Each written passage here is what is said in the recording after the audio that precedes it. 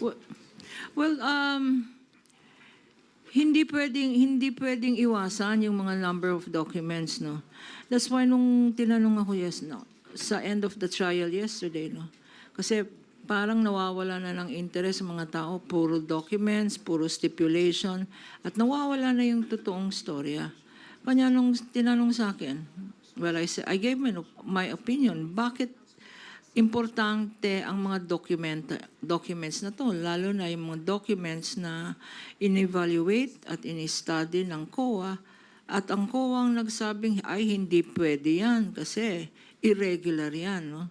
Hindi lang masabi ng COA na kasi sa batas, irregular, sa guidelines, irregular, extravagant. Punta na naman tayo sa irregular. Ano ba yung irregular? Ano ba yung extravagant? Ano ba yung, sabi ko nga, bongga ka day eh. Ano yung unconscionable? Wag na nating isipin yan.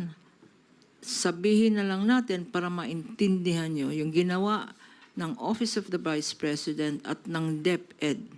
Yung kumuha ng pera na hindi naman kanila, na public funds yan at hindi naman ginamit para sa confident activities na confidential in nature, ay sa aking palagay, scam. Scam talaga yan.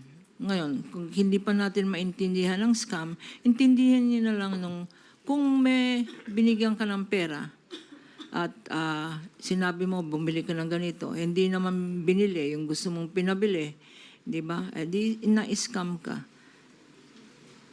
Magkano yung scam na yan? 612.5 million ang kinuha pera sa taong bayan. Yun. So, to your question, sir, no? Sabi mo, parang nabobore na kami, parang hindi na interested, ang dami-dami ng stipulation, ang daming judicial notice dyan, ang daming arguments sa mga lawyers. Ganun talaga yun kasi dapat talaga malinaw ang evidence at convincing. Kasi hindi lang naman pang-entertainment ito. Sabi nga nila, hindi naman pang-pamilya to, pang-sports, Hindi lang pang-sports to, pang-pamilya din. Pamilya, para sa pamilya talaga natin ito. Hindi ba? Hindi lang para ma-entertain tayo. The impeachment case is not a substitute for Netflix. Ha? Hindi ito pang-entertainment. Ito ay para sa atin. All right.